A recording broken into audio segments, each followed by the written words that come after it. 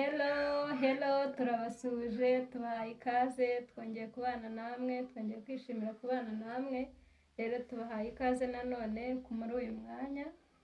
Uyu mwanya rero mwiza Imana iduhaye, tugize amahirwe, murabona umugabo uri hano imbere, hari ibintu yaduteguriye, aje rero, hari ibintu ashaka ko tuganira, nawe ndumva twamuha ikaze akatwibwira. Njyewe rero ubu uri kubavugisha nitwa Inyumba Chance, Mama Gira, reka nawe atwibwire. Murakoze kumpa ikaze muri uru rugo rwanyu, muri uyu muryango, kuri iyi cano. Nitwa Mbonigaba Darius, Papa Gira, murakoze kunyakira. Yego yego, none se ko turi kukubona waje rwose umeze neza, uduhishiye iki? Nk'umutumirwa w'uyu munsi, Yego, uragenzwa n'amahoro? ndagenzwa n'amahoro. Yego, Mu by'ukuri ndumva nishimye cyane kubera ko nakiriwe nk'umushyitsi muri uru rugo no kuri iyi cano. yego, Mu buryo busanzwe najyaga nza ndi nyir'urugo, yego, ariko ubu ngubu nditwara nk'umushyitsi, nk'umutumirwa. yego, Ni mugisha rero kuba mpawe umwanya wo kuvuga. Mu by'ukuri uyu munsi mu bihe byashize nagiye mpura n'ibibazo byinshi bitandukanye, bitewe n'uko abantu bari bafite inyota yo kumenya ngo ese ni gute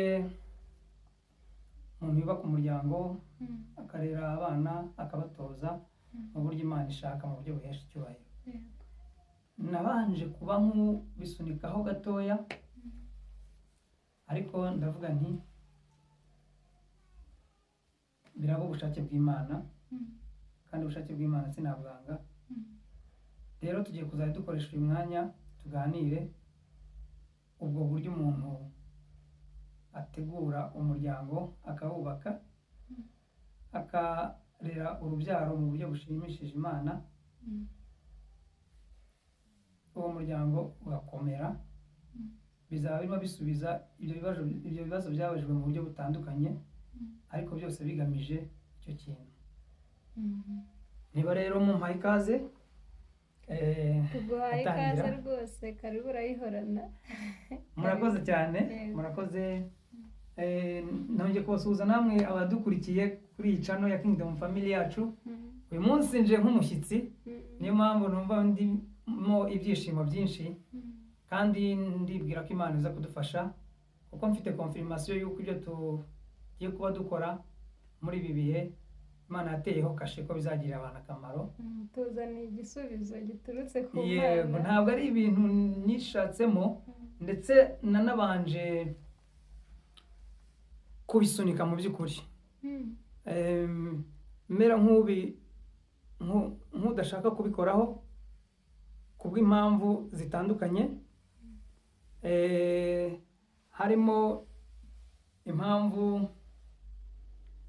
yo kugaragaza yuko nta experience mfite, yewe no mu kubaka urugo mazemo imyaka 5 gusa. Experience mu bijyanye no kubaka urugo? Mu kwigisha, mu kubwira abantu uburyo ingo zakubakwa, kuko buriya hano hanze mu by'ukuri experience igira akamaro.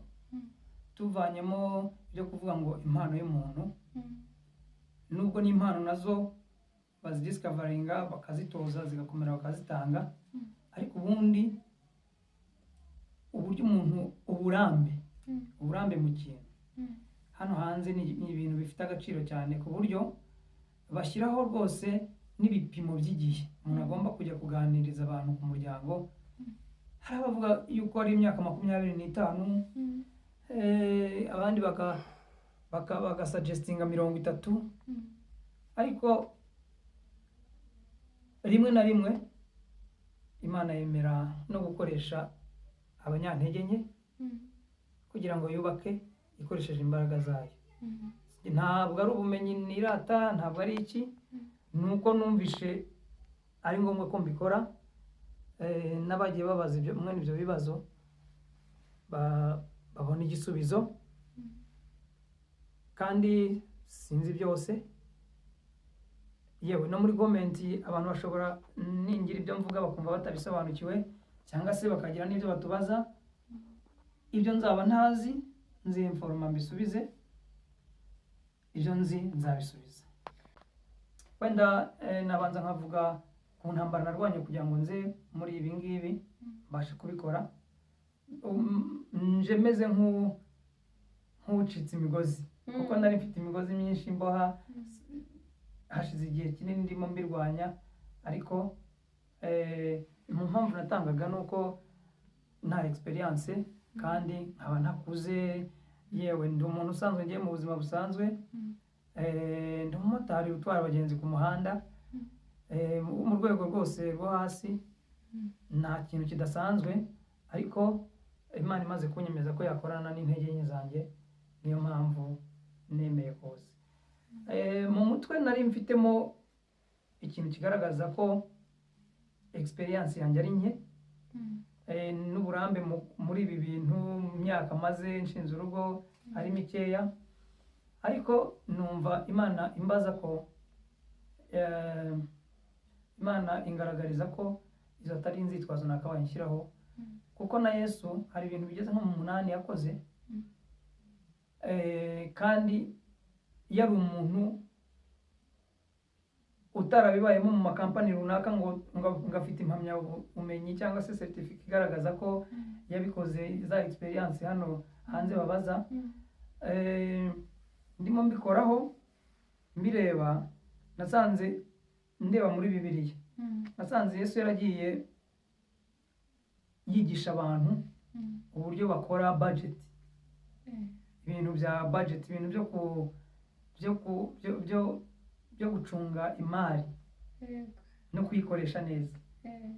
Nta kigo, mu by'ukuri nta kigo Yesu yigeze akoramo gicunga imari, cyangwa se nta universite yatendinze ngo abe yaragaragazaga, ntabwo yari umushoramari, ntiyari umucungamutungo mu buryo busanzwe buri official hano hanze, ariko amaprincipe yatanze yigisha abantu ibijyanye no kumenya kwimenyereza gukorana n'amafaranga, ni ibyo bintu bijyanye no gucunga imari mu buryo bwiza. Abayishyize mu bikorwa ubuzima bwabo bwabaye bwiza, kandi ntaho yigeze batabanje kumubaza ngo ese wanyuze mu kihe kigo ngo tubone n'ubwo burambe bwawe. Ikindi yafashijeho abantu muri Bibiliya ni mu bintu bya construction, ibintu by'ubwubatsi. Yatanze amaprincipe yafasha abubatsi, agaragaza, kandi we atarubatse, ntaho batugaragariza ko yigeze yatendinga ishuri rya tekinike yigisha kubaka. Ibyo amaprincipe yatanze abantu bashingiraho mu kubaka, abashyize mu bikorwa ubuzima bwabo bwarahindutse.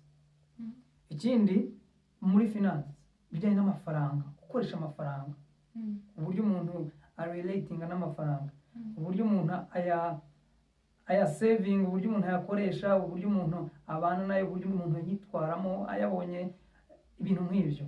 Hari umuntu usobananirwa gukoresha amafaranga yayabonye cyane, ahubwo hari ubwo kutabona amafaranga umuntu aba muzima yayabona abantu barasara, bagasara. Kumenya kubana n'amafaranga udasaze, ukaguma uri muzima, ukaguma ukora ibintu bizima, kandi wayabonye menshi arenze uko abantu babitekereza. Ayo maprincipe, niba wari muzima nta mafaranga ufite, ngira ngo ayo mafaranga aje gushyigikira ubuzima bwawe. Ntabwo ari ukuvuga ngo uba wari muzima nta mafaranga ufite noneho ugasara uyabonye gusa, ahubwo amafaranga icyo akora yexposa ikintu cyakiri muri wowe. Ariko mu gihe amafaranga utarayabona, twese abakureba cya kintu kikurimo indani ntabwo kigaragara. Ariko kandi ibintu byose bibaye bishyashya, ibintu byose umuntu agiyemo mu buryo bushya, aba ashobora gukora amakosa. niyo mpamvu ari byiza gutorezwa buri kintu cyose mbere yo kukijyamo no gushaka ubumenyi kugira ngo umuntu ataza gukora amakosa.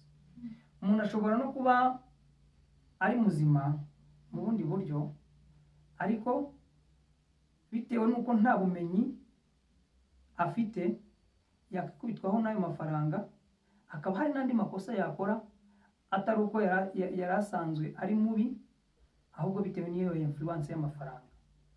Nabyo bijya bibaho, nabyo birashoboka. Ariko amafaranga mu buryo busanzwe ni netre, nta cyiza cyayo nta kibi cyayo, ashyigikira. Abantu bakunda kuvuga ngo amafaranga ni mabi, abavuga ko ari mabi nyine kandi bakayashaka.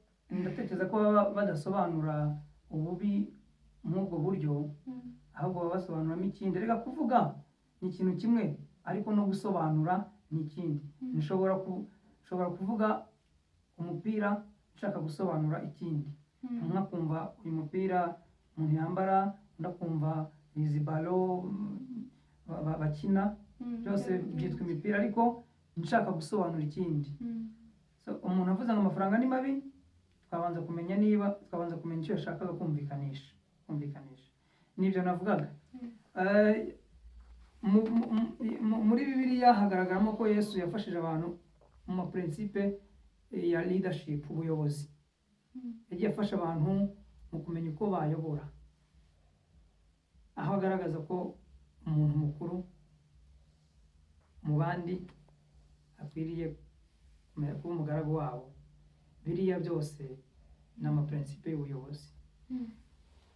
Ikindi, yafashije imiryango, yatanze inama nyinshi mu buryo bwo kubaka imiryango mizima yubaha Imana, imiryango ihamye iboneye. Ntabwo nigeze mbona Yesu yarubatse umuryango nk'uko tubikora hano, ngo aterete umukobwa namara amwemeze bagende bimariye, nibarangiza bajye mu rugo, abone kumara imyaka 33 yamaze mu isi, noneho abone kugira abantu inama. Amaprincipe Yesu yatanze mu bijyanye no kubaka imiryango, abantu barayakoresheje bubaka imiryango mizima, atarigeze ashaka umugore ngo abyare umwana. Ikindi, mu bintu byo kwihangira imirimo, kuba umushoramari ugatanga n'akazi, ibintu byo guhanga imirimo. Yes, kuba rwiyemezamirimo, entrepreneurship. Yesu yabitanzemo inama, ibyo yavuze, amahame n'ibyo yigishije abantu, ababishyize mu bikorwa, bahindutse ba rwiyemezamirimo, bakora amabizinesi, barayandikisha officially, bahereza abantu akazi, binjiza amafaranga, batunga imiryango yabo. Ibyo byose Yesu batabanje kumubaza ngo banze utwereke bizinesi waregistarinze ahantu, abakiriya uko baba bafataga n'iki byose. Iyo umuntu atangiye kuzana impamvu zo kumushyigikira, kumubuza gukoresha impano ye, aba atari mu murongo muzima. Ikindi, Yesu yafashije abantu ku bintu bya stress management, uburyo bwo guhangana n'umunaniro wo mu mutwe n'umuhangayiko bizegereje abantu. kandi ababishyize mu bikorwa babonye amahoro, bagira ubuzima buzima, batabanje kubaza Yesu ngo ni iyihe university ikomeye muri za top 5 universities ziba mu isi wavuyemo, kugira ngo ibintu tubishyiremo, tumenye ko nitubishyira mu bikorwa bizatubyara umusaruro. Biri muri Bibiliya, nagenda mbahereza imirongo. Ikindi kintu yafashije abantu ni ibintu byo raising kids, kurera abana mu buryo buboneye. Kurera abana kandi nta mwana yabyaye, ariko ibintu yavuze ku bijyanye no kurera abana babishyize mu bikorwa, bagize imiryango mizima. None se ibyo byose mbabwiye, ushatse kubibona muri Bibiliya wabibona. Budgeting muri Luka 14:28-30, construction Matthew, muri Matayo 7:24 wasanga ibyo. Ibijyanye na finance n'amafaranga, Matayo 6:24.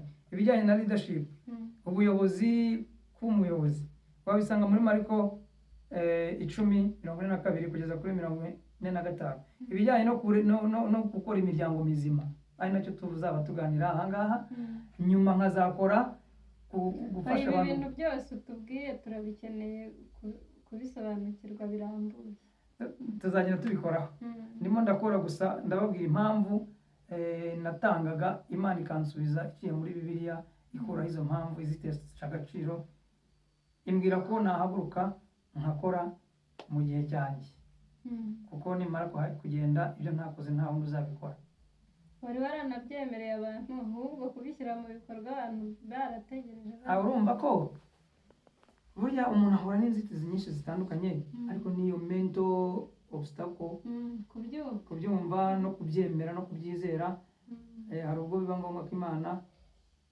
ikoresha kudukonvinsinga mu buryo runaka ubundi ukabona ugahaguruka ukavuga ati njyanye n'Imana ndabizi neza 100% ko ndi kumwe nayo nk'uko mbizi ubu ngubu ndabizi neza 100% ko bino bintu bizagirira abantu akamaro ibyo nateguye byose kuzavugaho n'ibindi nzaba ntegura n'ibindi Imana izanganiriza mu minsi iri imbere bizafasha abantu mu by'ukuri kuko nabanje kwanga kandi ikintu kiri mu mugambi w'Imana Satani arakirwanya iyo abona hari abantu bizafasha akoresha uko ashoboye kose akitambika kugira ngo ubwo buzima bubanze buhite burimbuke cyangwa se bujye mu byago no mu makosa hari umuti uwufite abanje Satani abanje kumwoshyushya ngo igihe kibanze kirangire ariko namucitse mu izina rya Yesu amabanga ndayamenanya ashyira hanze abazabyumva bizabagirira akamaro ahubwo ndashaka kubaza ibyo bintu byose uteganya kutuganiriza kugira ngo bigirire abantu akamaro bireba abantu bakijijwe gusa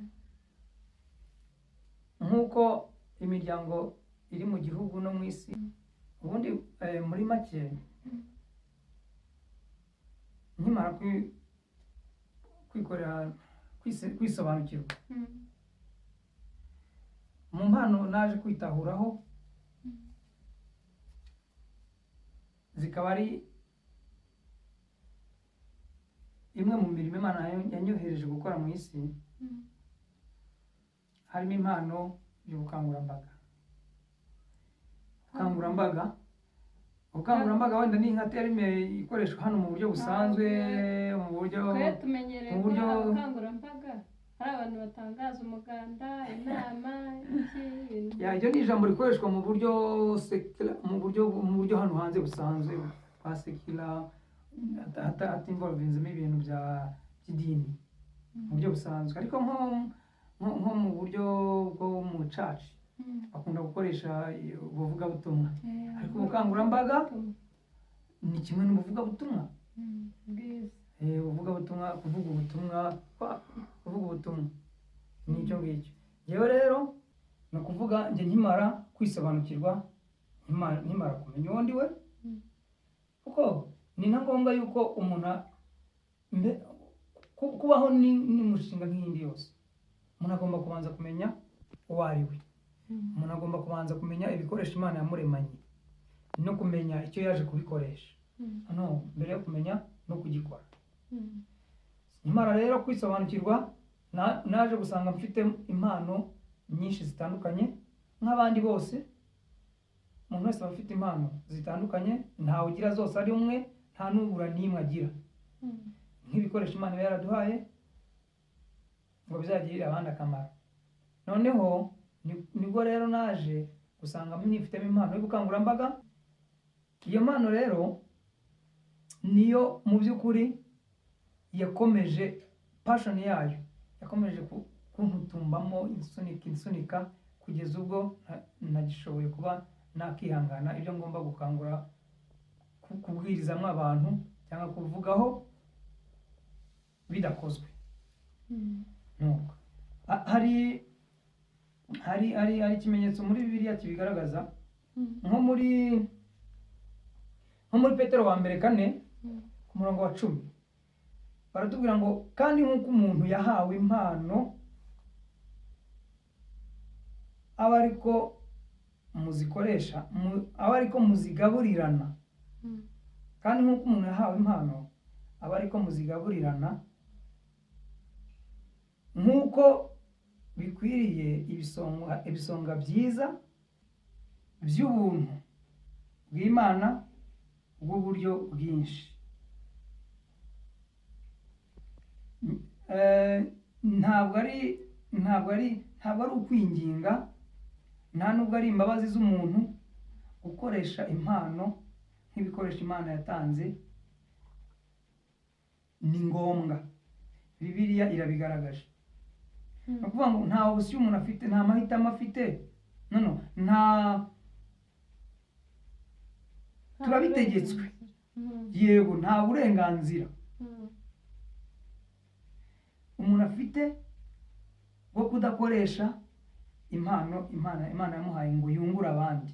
Ku yindi playlist tuzaba turimo dukoraho tuvugana n'abantu uburyo umuntu atahura impano ze n'ubushobozi kamere yavukanye n'uburyo abikoresha kugira ngo bigirire abandi akamaro. Ibyo byose tuzabivuganaho. Ariko nari nzaniye iki umurongo, ni ukugira ngo tumenye ko nta mahitamo dufite, nta burenganzira umuntu afite bwo kudakoresha impano Imana yamuhaye nk'uko Bibiliya ibigaragaje. Kandi muri uyu murongo Petero wa mbere, mu rwandiko rwa mbere rwa Petero, abantu se bose bagira impano? Abantu bose bafite impano, nta n'umwe udafite impano, ariko ntawe ufite zose. Niko mu bijyanye n'impano niko bigenda. Ko hari abatabizi ko bazifite ubwo. Tuzabikoraho icyo gihe rwose. Ndashaka kuzakora playlist hari izagaragariza umuntu akantu ku kandi, kugira ngo umuntu yimenye, yisobanukirwe, amenye icyamuzanye ku isi, ibikoresho yahawe byo kuzagikora, n'uburyo yagikoreshamo, yagikora akagisohoza. Muri urwandiko rwa mbere rwa Petero ibice 4 ku murongo wa 10, uyu murongo tugaragarije ko umuntu agomba gukoresha impano yahawe, azikoreshe afasha abandi. Ni ijambo hano rivuga ngo abe ariko muzigaburirana. Impano ni ibikoresho Imana yanshyizemo cyangwa nawe yagushyizemo, bitari ibyo kuntunga njyewe, ahubwo ari ibyo kugufasha nawe ukamfashisha ibyawe. Ikibazo gikomeye kiba ku isi rero nuko abahitamo gukoresha ibyo bikoresho Imana yabahaye ngo batunge abandi baba bake, ubwo n'abaproduiza niba bake kurusha abakeneye gutungwa, abakonsoma. Niho bigenda, niho ubundi nicyo kijustifia uburyo iterambere ry'isi cyangwa se ahantu hari hose igenda gake. Urumva ni cya kibazo nakubwiye cy'abantu batarabimenya, kuko ni ukuvuga ngo bo barakonsomeza iby'abandi bagaragaje ko bafite impano, ariko bo kubera ko batarabimenya, ndatekereza ko nyine niho ikibazo kiri. Dufite isoko rikomeye hano hanze, kubera ko niba ari uko bimeze, kandi mu by'ukuri niko bimeze, wirukanse mu kilometero kimwe, abantu bose uhuye nabo muri urwo rugendo wirukankaga ikilometero kimwe, ukabafata ukabahuriza hamwe, niba bari abantu 1000, ukababaza ngo uzi impamvu yo kubaho kwawe, uzi icyakuzanye ku isi, uzi uwo uriwe, uzi aho uva, uzi aho ujya. Ushobora gusanga mu bantu 1000, njye ndivugira hano nabaye kuko sindajya mu mahanga, aho wenda aho bateye imbere ho mu buryo bukomeye wenda barabizi, ariko hano hatuzengurutse ushobora gusanga abantu 1000 utabonyemo abantu 100 bazi ibyo bintu. Kandi ikosa rya mbere ribaho mu buzima ni ugupfusha igihe ubusa. Nta kuntu wapfusha igihe ubusa rero utazi icyo ugomba gukora. Ni ukuvuga kugira ngo umuntu abyaze umusaruro igihe, ni ukubyuka neza uzi ikintu ugomba gukora warangiza ukagenda ukagikora.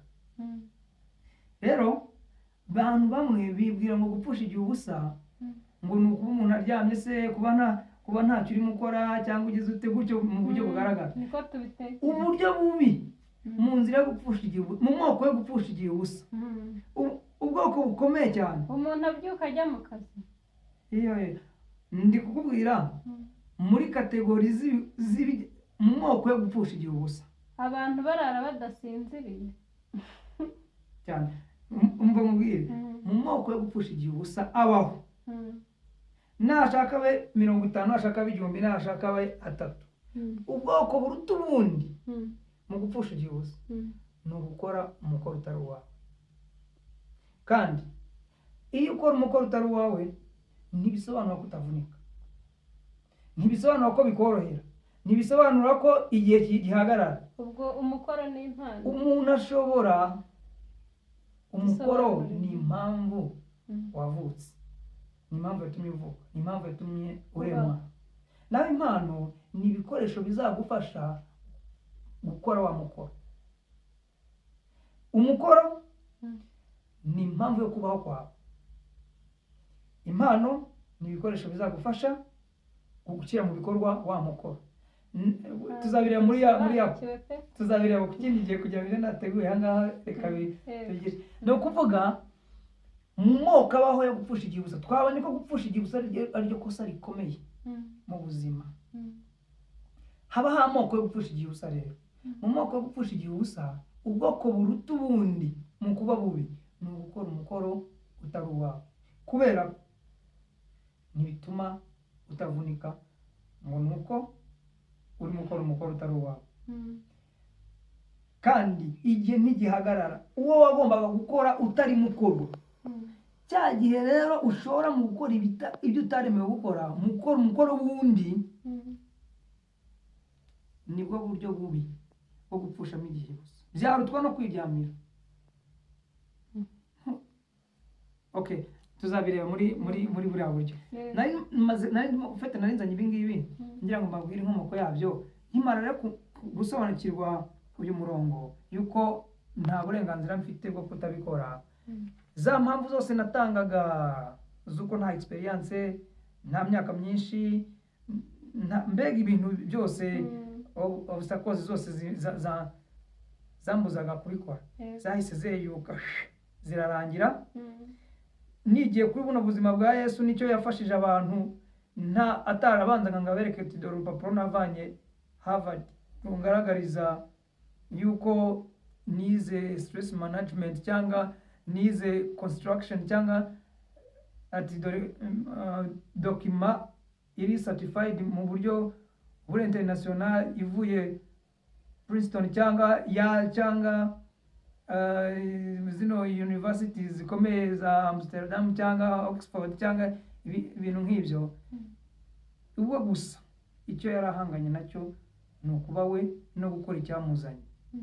Bino bintu mbibonye muri Bibiliya ko Yesu yabifashijemo abantu adatangiriwe no kuvuga ngo ntibanziho experience muri byo.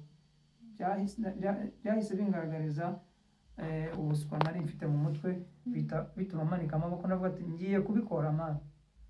Uzabyumva azabyumve, utazabyumva nta kibazo. Uzandeba ko maze imyaka mike ntazabyumve, ariko kandi wasanga hari abandi bazabyumva bikabagira akamaro. Kuko ikintu kigarantisa ko umuntu azatsindwa ni ugushaka kunezeza abantu bose, kuko ntawe wabishobora. Okay, uyu munsi kubera ko ari ubwa mbere urebye ni yari introduction kugaragaza, ariko icyo tuzaba dukoraho muri aya episode tuzaba tugenda ama episode uko azajya agenda akurikirana, kuko ibintu byose ntiwabivugira umunsi umwe, bizajya bigenda bivamo ibice. Ariko abantu bajye bafata udukaramu n'udukayi cyangwa bakoreshe za Google Docs cyangwa izindi platforms, izindi ubundi buryo buhari bwo kwandika mu buryo bw'ikoranabuhanga. Nzavuga buri kintu cyose kandi nzajya mba nagiteguye, n'icy'umwuka azajya nshyiramo uwo mwanya nzajya nkivuga. ariko njye nishimira kubanza gutegura ibintu. Yego Imana ishobora no gukoresha umuntu ibintu atateguye mu buryo busanzwe, ariko Imana ishobora no gukoresha content. No, tuzaba tuganira buri kimwe cyose kuva mu mizi kuzamuka kugera ku iherezo, uburyo umuntu yakubaka umuryango muzima ushimisha Imana. Rero uyu munsi reka mbe nkukora kuri definisiyo y'umuryango. Umuryango aba afite udukayi n'udukaramu mwandike, cyangwa se abafite uburyo bandika bandike. Ku bwanjye mu myaka 12 maze ndimo niga bino bintu, urugo ngumaze mu myaka 5, ariko kwiga no kwibaza ku bijyanye n'urugo nabitangiye 2011. So turi 2024, imyaka 12-13 gutya yashize. Mu mwuga wanjye wo gutwara abagenzi kuri moto nawutangiye 2012 kugeza uyu munsi ntawuvuyemo. Ni mfite impamvu nyamukuru, suko ntashatse, suko ibigo bitashatse kumpa akazi, suko abantu batandangiye utundi. No mu badukurikira n'abasubscribinze hano barabizi, bagiye banandangira n'utundi tuzi. Nkangishwa yuko mbireba nkasanga ntazabona umwanya wo gukora ku mpano yanjye mu buryo buruta ubwuko nikorera ndi kuri moto. Kuko impano yanjye nshaka kubyaza umusaruro no gufashisha abandi yivugabutumwa cyangwa ubukangurambaga, ndimo niga amakarakterisitike n'igihuza abantu bayifite. Ikiza hejuru ya byose ni ikintu bita influence. Ni ukuvuga iyo umuntu afite iyo mpano aba ashobora kugira influence ku bantu benshi. Iyo rero atihugura bya buri munsi, atiga, adashakisha kumenya, ashobora kuyobya abantu no gukora amakosa, kuko abantu bamukurikiye bamufitiye icyizere. Ni ukuvuga rero muri iyo myaka yose nari ndimo niga, nihugura, menya, nsoma ibitabo, ngirane, mbaza, niyandikisha ku channels atandukanye, mbona afite ahanyerekeza mu kumenya ukuntu umuntu yakoresha uyu muyoboro w'ivugabutumwa cyangwa se ubukangurambaga mu buryo butayobya abantu, bufitiye abantu akamaro. Natakaje imyaka yose ndimo niga, nihugura ngo nzabikore. Ibyo nasomye ibitabo amagana mu kazi ko gutwara abagenzi. Mva mu rugo saa 11 nkazagaruka mu rugo saa 2 z'ijoro nkiri umusore. Wasomaga ibitabo uri kugenda mu muhanda cyane. Naje gusobanukirwa ko ubumenyi ari asset ikomeye, ni umutungo ukomeye, kandi ni igikoresho cyo gucira inzira umuntu mu buryo bukomeye muri iyi si, ku buryo igeraho igahinduka n'intwaro irwanya Satani. Ndavuga ubumenyi, kumenya, kubera ko influence Satani atugiraho, ububasha n'ubushobozi Satani atugiraho bungana n'ubwinshi bw'ubujiji dufite.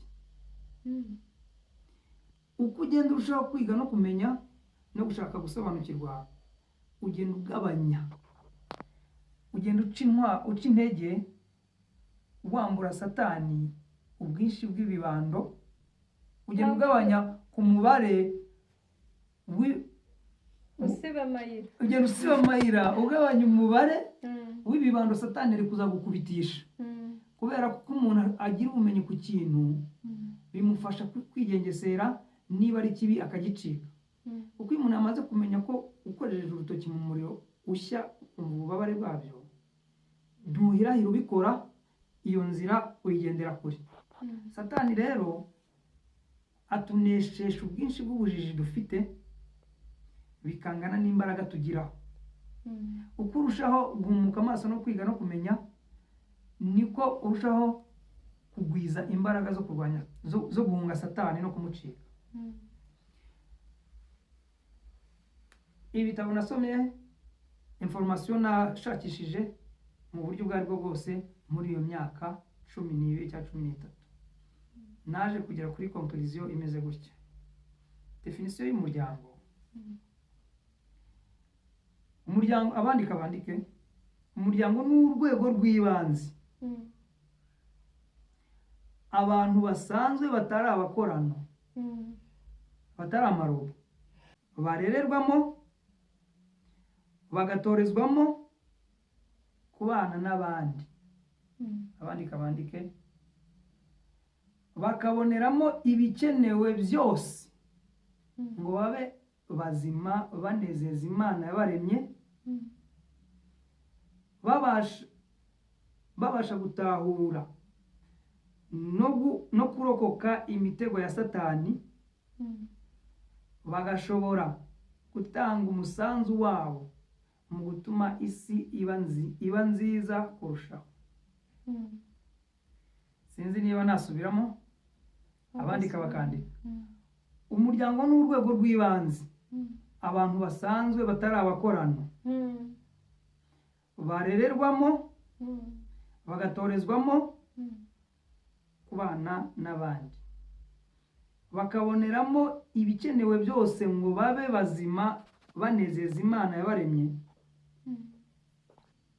bakabasha gutahura no kurokoka imitego ya satani, bagashobora gutanga umusanzu wabo mu gutuma isi iba nziza kurushaho. Ngiyo definition yo kuva mu myaka 12 namaze ndimo niga kijyanye n'umuryango.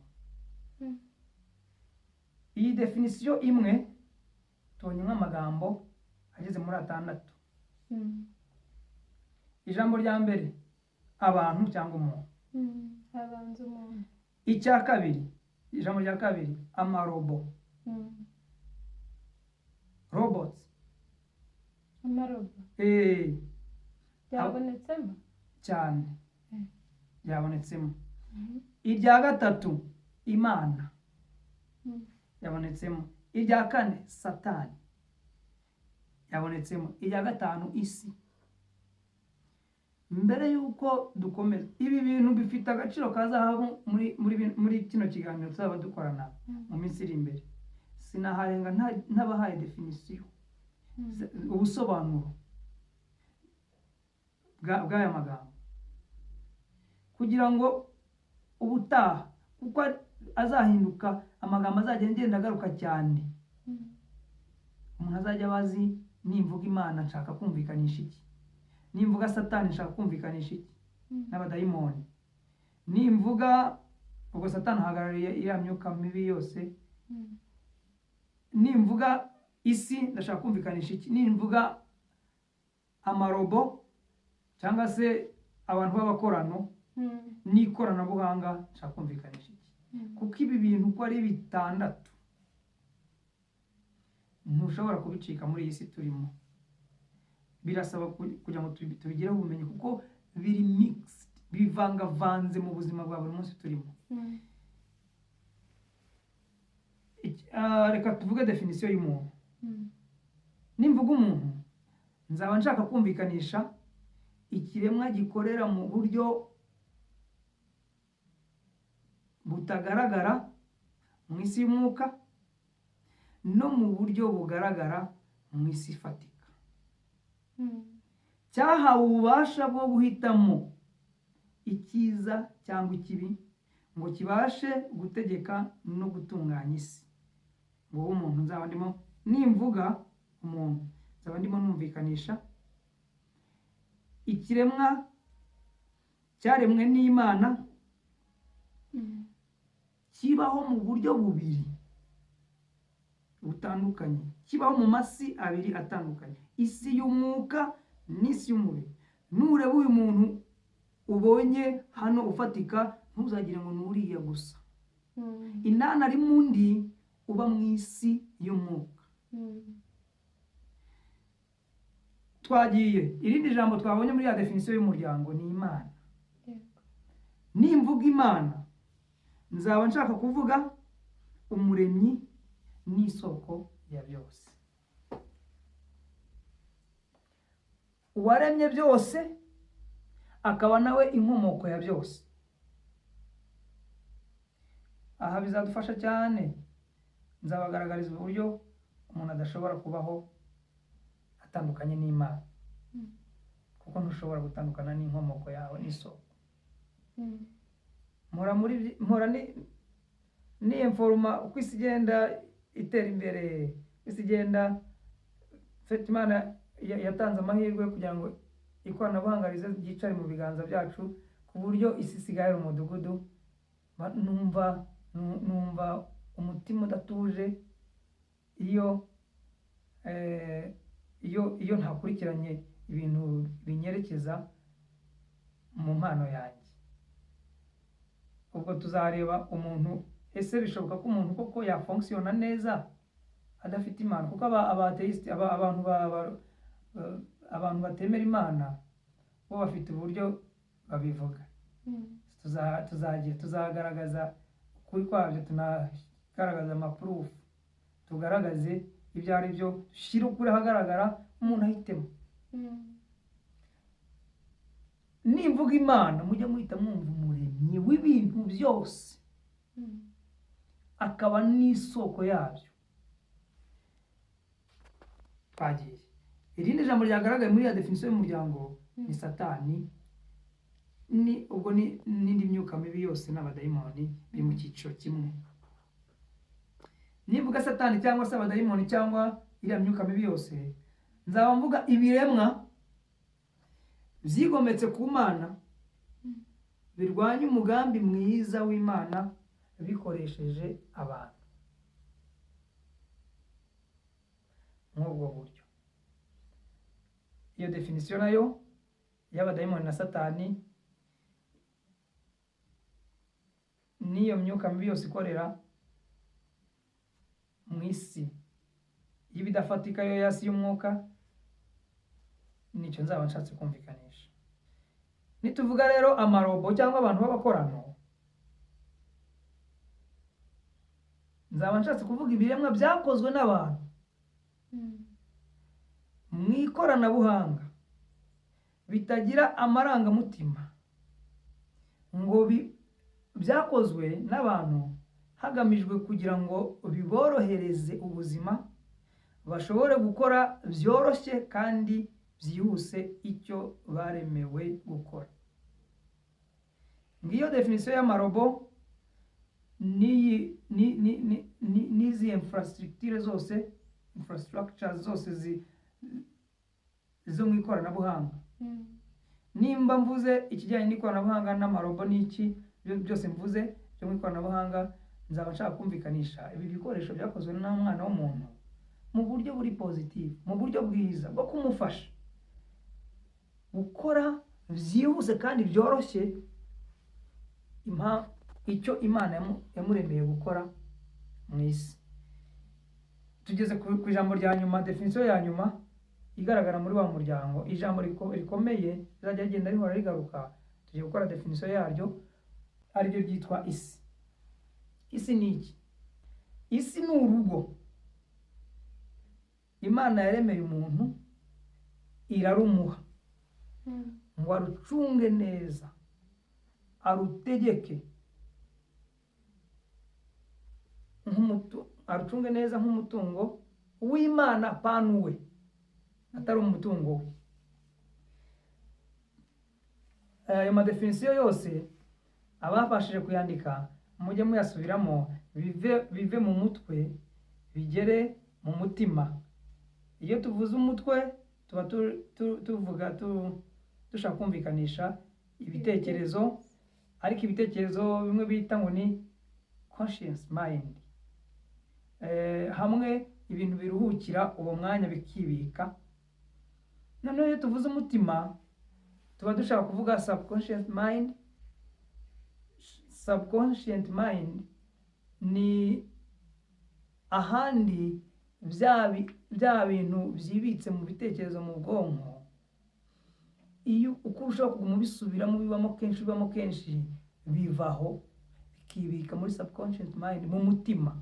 Nibyo bita ngo ni umutima. Na Bibiliya y'Ikinyarwanda ivuze umutima ntibivuze ino nyama ipompa amaraso, ibivuze hahandi ibintu byibika biciye muri izi sanse uko ari eshanu, yaba gukorwaho, yaba guhumurirwa, yaba kureba, yaba kumva, yaba buriya buryo bwose amakuru acamo agera ku bwonko ngo yibika ahantu. Uko urushaho guhora mu bintu bica muri izo sanse bijya mu bwonko, biva muri ya mind imwe y'uwo mwanya biruhukiramo, muri ya memoire hahandi byibika, bikajya aho bizibika bikamara igihe kubihakura bikagorana. Amakuru yose umuntu akuye aciye muri iyi myanya uko ari 5 ishyikiriza amakuru ubwonko, aruhukira mu cyumba bita ngo ni conscient mind, akahibika by'igihe gito, haza ibindi bikabisimbura. Ariko hari ikindi cyumba iyo bivuye aho bibikwa by'igihe gito, uko urushaho kubisubiramo no kubyumva cyane no kubireba cyane no kubihumurirwa cyane no kubirigata cyane no mbega kubyinjiza mu bwonko, bivaho bikibika ahandi kuzavamo bigoye. Ibyo bintu nabyo bizatugira akamaro mu minsi iri imbere, kuko tuzagenda tubikoraho. Ni birebire. So uyu munsi dukoze introduction, mwamenye ngewe ubundi we nzaba, mwamenye n'icyo tuzaba dukora kuri iyi playlist. Iyi playlist izaba itugaragariza inama z'ibyo umuntu yakora kugira ngo yubake umuryango muzima unezeza Imana. Twabonyemo icyo umuryango ari cyo, ubusobanuro bwawo, tubonamo n'ubusobanuro bw'isi icyo ari cyo, imyuka mibi ikorana na Satani n'abadayimoni, mbega imyuka mibi yose ikora mu isi y'umwuka, definition yabyo nitubivuga. Icyo tuzaba dushaka kumvikanisha, twabonyemo definition y'umuntu, nituvuga umuntu tuzaba dushaka kumvikanisha iki. Twabonyemo definition y'amarbo n'ikoranabuhanga, nitubivuga tuzaba dushaka kumvikanisha iki. Twabonyemo na definition y'Imana, nituyivuga tuzaba dushaka kumvikanisha iki. Biriya byose uko twabibonye murabyibuka. Ikindi gice kiza gukurikiraho, ikindi wibagiwe kubibutsa, umutima. Aha tubonyemo n'ibyumba bibikwamo amakuru byo mu buryo bubiri. Icya mbere mu Kinyarwanda icyo twita ngo ni ubwonko, ibitekerezo, aho mu bwonko no mu mutima. Nituvuga mu bwonko tuzaba tuvuze icyumba kiruhukiramo amakuru aciye mu nzira eshanu, cyangwa niba abaho n'izirenze, inzira izo arizo zose zinjiza amakuru mu bwonko, zinjiza amakuru mu bwonko. Aho aruhukira ayo makuru bwa mbere niho twe twita mu bwonko, mu mutwe mu Kinyarwanda, sinzi ukuntu umuntu yabyita, none mu mutwe. Noneho ariko uko umuntu arushaho kwinjiza ayo makuru igihe kirekire, agenda yisubiramo, ava muri icyo cyumba aruhukiramo amaramo igihe gitoya, kuko yasubiyemo kenshi, agahita agenda akajya mu cyumba azamaramo igihe kirekire, aribyo twita umutima. Ari nabyo Bibiliya yita umutima, ntabwo bivuga inyama. Ni icyumba kibikwamo amakuru, amaramo igihe kirekire, kuyakuramo bikagora. Ariko umutwe, iyo ivuze umutwe, ibitekerezo ni cya cyumba kiruhukiramo amakuru mu buryo kuvamo byoroshye, kubera ko haguma asimburwa n'ayandi bitewe n'uko utayasubiramo cyane.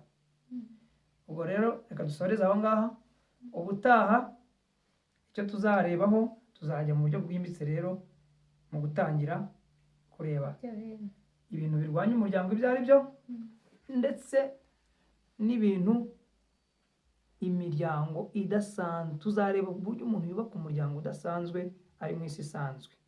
Tuzabanza turebe ibirwanya imiryango, niturangiza tuve mu mizi rero tubatekerereza ukuntu umuntu yubaka umuryango ukabona umuryango udasanzwe, kuko imiryango isanzwe hano hanze yo ni myinshi irahari. Turabashimiye abadukurikiye mwese, tubashimiye ko mwabaye natwe mu gihe kirekire. natwe turagushimiye. Ndumva ngewe nasoza, ariko ubwo wenda twasaba abantu ko bazatubwira muri komenti. Urumva nkanjye utanga ikiganiro mba nkeneye kumenya ukuntu abantu babyakira n'uko babitekerezaho, niba n'ibibazo bafite bakabaza, noneho ibyo mfitiye ibisubizo nkahita mbisubiza direct, ibyo ntafitiye ibisubizo nk'informa nkabaza Imana, nkabaza n'abantu, nkakora ubushakashatsi. Sindi igitangaza, ndi umuntu usanzwe. Murakoze, ubwo tuzahure mu yindi episode izakurikiraho. Turagushimiye kandi nabo turabashimiye. Imana ibarinde. Murakoze cyane.